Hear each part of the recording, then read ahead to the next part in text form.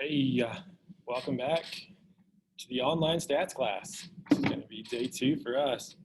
Hopefully you had a pretty decent time yesterday, not getting into Zoom meetings. So today's going to be our first day of actually learning.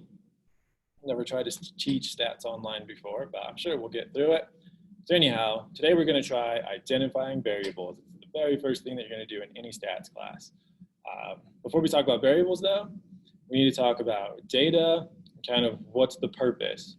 So yesterday, hopefully y'all took that class survey that I posted in Schoology, and it asked you questions like how tall are you, what's your favorite color, what kind of music do you like. So all that data describes something. And what that something is has a name. They are called individuals. So data describes individuals. So individuals, decent definition for now. What data describe?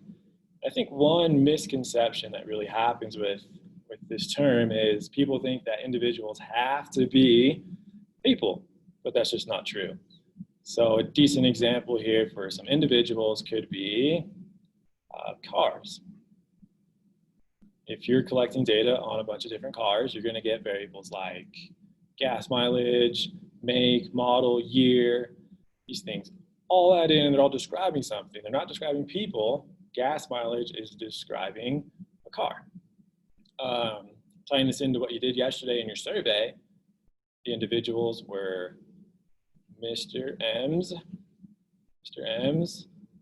stat students. All the data that I collected described you guys, nobody else.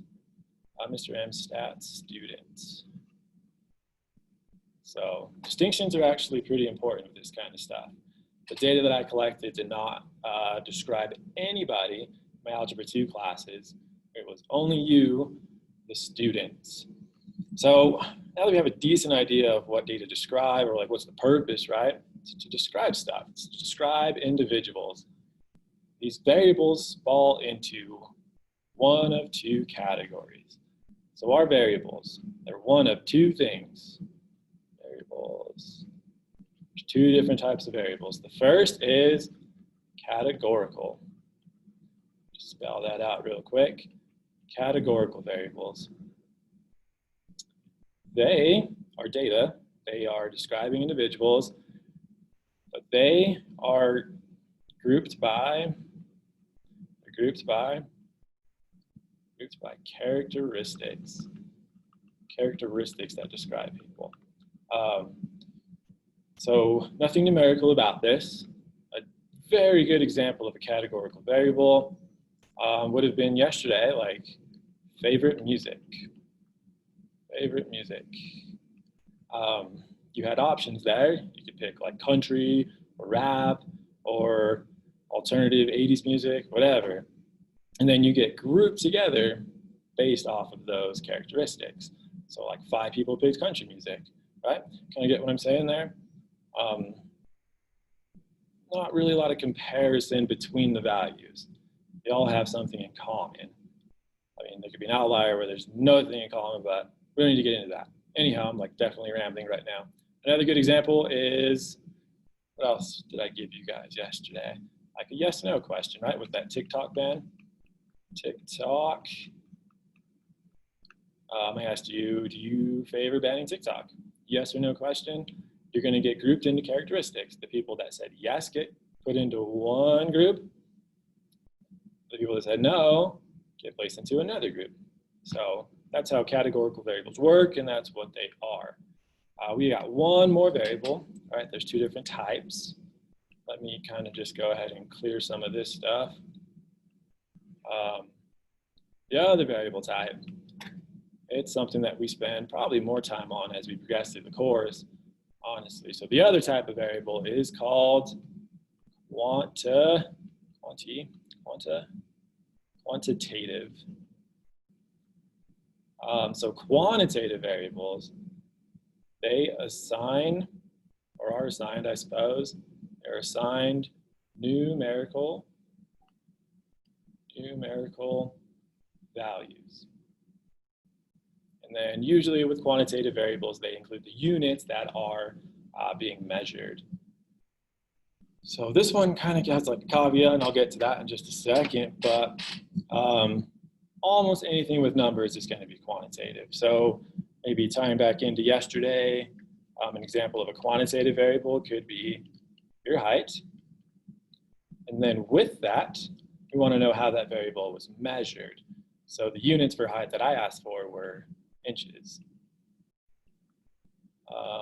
Another quantitative variable, kind of tying into what I talked about earlier with the individuals being cars, quantitative variable that would describe a car could be its price. And we would put there for the units, probably described in dollars, right? Some dollar amount. So that's really what I want to get to today. There's two different types of variables, categorical, quantitative, and they both do something together. They describe individuals.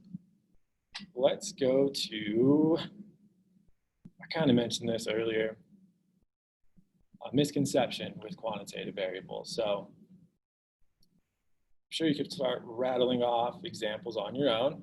But here's a very falsified data set. I'll just use my children's names for it. Aubrey, Miley, and Dylan. All right. So if I was getting information on these guys and I included on there one variable, and that was their zip code. Man, I've got to learn how to write better with this. Their zip code. So we'll make Aubrey live in Farmington, 87401. Pretty sure Miley lives in Durango, 88303, maybe. And we'll have Dylan live in Aztec, 87410. All right, so quantitative variables, a much better question to ask. It's not just that they have numbers associated with them, like zip codes, they definitely do. They have this numerical value, right? But does it actually make sense to find the average of this? So that's actually worth writing down. To determine whether or not a variable is categorical or quantitative, does it make sense? Does it make sense? Does it make sense? To find the average. Okay, so I'll explain this just a bit. Finding the average of these zip codes, I wanted to find the average place that these people lived. I wouldn't add up Farmington to Durango to Aztec, divide by 3, and get like Bloomfield or something, right? It doesn't make sense to add zip codes up and then find the average. So since we can't do that, can't add them up, find the average, and have it make sense, zip code, even though it has numbers, this is actually a categorical variable. Zip code is actually categorical, okay? That's like one thing you really got to watch out for when you're working through problems here today. So hey, as a quick example, let me stop sharing for just a sec. I'm going to put up another screen here. I'm going to share the spreadsheet that I'm starting for your survey. So here it is. These are some of the questions that you were asked. And we'll just kind of go through the list here. I'll write a C for categorical, and I'll write a Q for quantitative.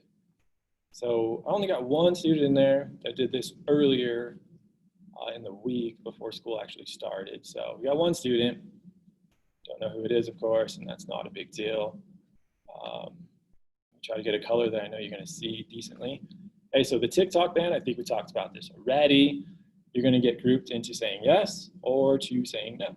So TikTok ban, that is categorical. Height, you can add heights, find the average, and that result would make sense. So height is definitely Q for quantitative. Shoe size, that's another thing. Can you add it? Find the average? Absolutely. So I guess there's like 2 stipulations there, right? It needs to have a number and you need to be able to find the average. Number of siblings, again, quantitative. Your gender, you're going to be placed into groups based off of some characteristics, right? So this would be categorical. Your favorite pizza place. This kid might be the only Domino's. He might be by himself, but he still got grouped into there based off of that characteristic. So this is Categorical, the number of activities you're in. That would be quantitative because you can find the average number. Favorite music, categorical, the average phone use every night. You can find the average time someone's on their phone from one of our statistics students, so that's absolutely quantitative. Homework time, quantitative. Hours sleeping, quantitative. Lastly, GPA. Even though the scale usually only goes from 0 to 4, or maybe 0 to 5, I don't really know, it's quantitative. It depends on the school. But anyways, GPA would absolutely be quantitative. If I would have put there, like, what grades do you usually get? Do you usually get A's, B's, C's, or D's? Or F's? Oh no. So anyways, if you had to choose one of these results, where you're not doing like a calculation to get the GPA first, you're gonna get placed into groups, and then that would have been categorical. Hey, so I wanted to show you one more thing with quantitative. I know I already mentioned the zip code stuff, but on that first question, a lot of times people that do surveys like to make it binary. I guess it just makes it a little bit easier to code or something. But so for TikTok ban, instead of just saying yes or no, I'm in support of it or I'm not, you type in a number. One being yes, I want it abolished, never want to see it again, which is what I think, because I'm so sick of seeing dances everywhere. Or 2, no, I love sharing videos with my friends and stuff, right? If I added up like all the ones and then divided by the amount of people in there, it's not going to really tell me anything. I'm not going to get like ask a person, find the average of it. It doesn't tell you anything. So even though this has numbers, it's still one of those cases where it doesn't matter. You're going to get placed in a category. You're going to get placed in category 1, where you abolish TikTok, or you're going to get placed in category 2, or you don't want to get rid of it. So again, even if it was this way, even if I asked the question like this, right? You might think it's quantitative because it has some values attached to it now, but still, this is going to be categorical. That would still be a categorical variable. Okay, and so once again, all that this data is going to describe is the students in my AP Statistics classes. Nothing more, nothing less. If I would have broken up the data set into like different hours, like I had different sheets down here, like this was hour 3 and this was hour 4, and those individuals change depending on what hour they're in.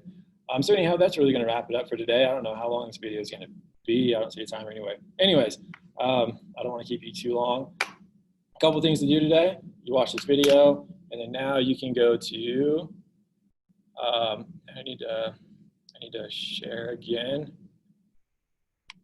Here, let me stop. I'm going to share a new screen real quick. Okay, sorry for that. Hey, so statistics on Wednesday, August 19th. If you're watching this, you probably found the video right here. So now that you watched the video, you should be able to answer this discussion question. And when you're done with that, you can do the assignment. The assignment has 2 attempts. I'll take the highest grade. And again, if you have any questions just whatsoever, stop on my office hours. I think it's going to be Wednesday when you watch this, right? So I'll be available from 12 to 1. Or just send me a Schoology message, email, whatever. All right, well, thanks for watching, guys. I'll see you later. Bye-bye.